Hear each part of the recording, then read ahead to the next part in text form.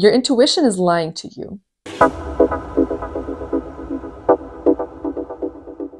Hey loves, welcome back to the channel. If this is the first time you are seeing my videos, I am Jay.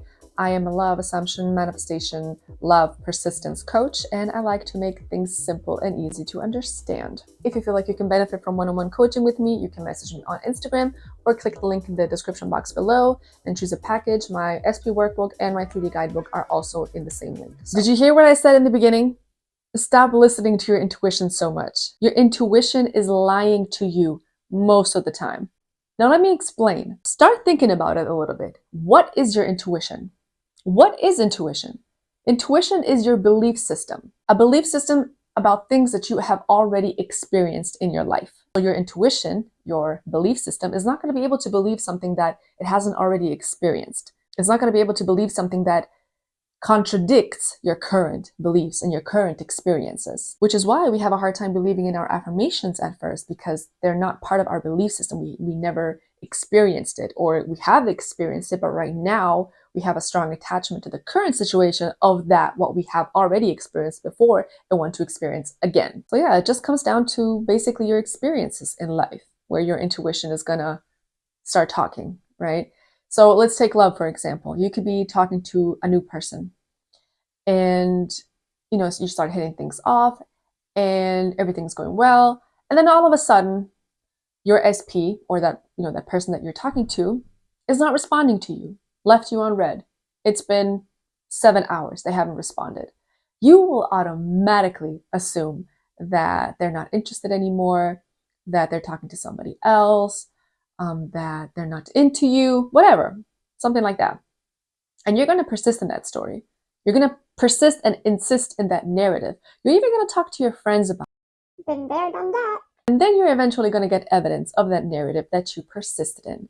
And then you're going to be like, see, I knew it. I knew it.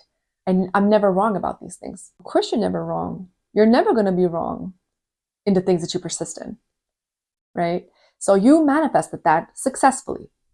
You didn't predict it. It wasn't your intuition. It was your belief system based off of past experiences talking to you, telling you, hey, this feels familiar. This seems familiar. We have to stay alert. We have to be prepared for the worst case scenario because this feels very similar to what we have already experienced. So prepare, expect it, and then we get it. And then we're like, see, I knew it, but you actually manifested it. Because when you think about it, our intuition mostly speaks up when it's something bad, when we are worried and scared that something is going to happen. It's not so common that our intuition is like, you're going to get this, you're going to be with him, you're going to be with her, you're going to get the job, you're going to get the money, right? Believe me, I've been there. I've experienced it, everything, with exes, with friends, with money, with jobs, with while I was in college. I've experienced it all. I was always right. I was always right. I always predicted every single thing because I was so stuck in that narrative of expecting the worst case scenario and preparing for it that of course I got it. Of course I manifested it. You know how many times I got ghosted? You know how many times I got rejected, by SPs or by jobs or by, was left out with friends because I expected it, because I always followed my gut feeling that I'm going to experience something bad. I'm going to experience something that's going to make me feel bad. I'm going to experience something that's going to confirm my beliefs, my assumptions, and my narratives about me and people in regards to me. And believe me, I've done my reverse engineering in my life, about my life. So I know, the assumptions that I used to live by. I know I know how I caused everything in my life, but just like you can expect and have a gut feeling about the worst case scenarios, you can do the same thing with the good expectations. Catch yourself the next time you expect something bad to happen, that the next time you fear and worry that something is going to happen that doesn't align with the outcome that you actually want to experience. Catch yourself. Notice what you're expecting. Notice your gut feeling, your intuition, right? And flip it.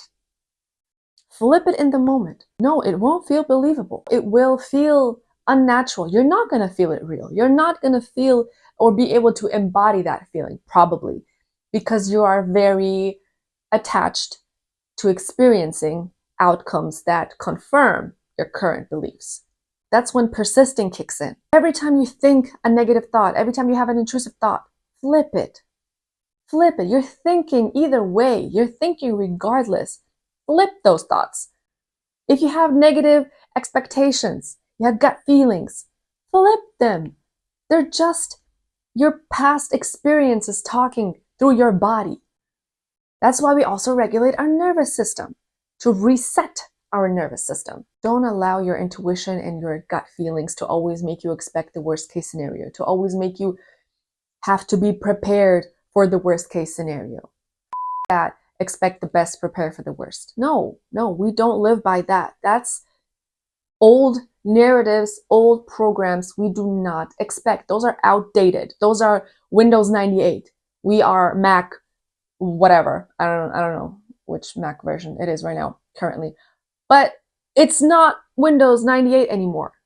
Okay? Those are old programs, outdated. They don't work anymore. When you and if you feel those feelings of gut feelings of expectation, negative expectations coming up, switch them.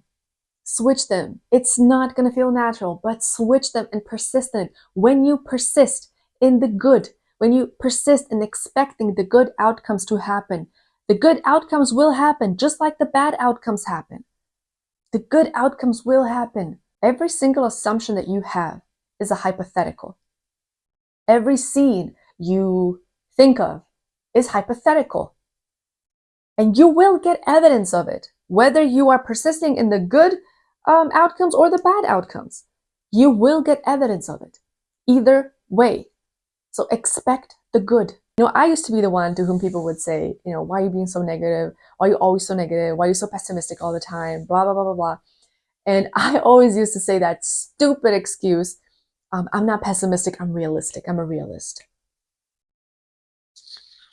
My best friend and I used to always sit down and overanalyze, overthink every single situation that we were in with the guys that we were dating or seeing at that point. It was always the worst case scenario. We were always preparing for the worst case scenario. It was so bad. Of course, we always got the worst case scenario because we were always like, if this happens, are we going to do this? Because I know he's going to do this and then I'm going to do this. Like, girl, chill. Relax. If you can assume the worst without any evidence, you can assume the best. Just because it doesn't feel natural, just because you can't believe it, doesn't mean you won't get evidence of it. Doesn't mean you won't manifest it. Again, that's why it's hard to believe our affirmations at first, but we persist. We repeat them, right? And eventually we get evidence of it. So yeah, stop trusting your intuition so much and reprogram your intuition as well as your mind. I hope this video was helpful and that you have a wonderful day, night, evening, morning, wherever you are. And I'll see you guys in the next video.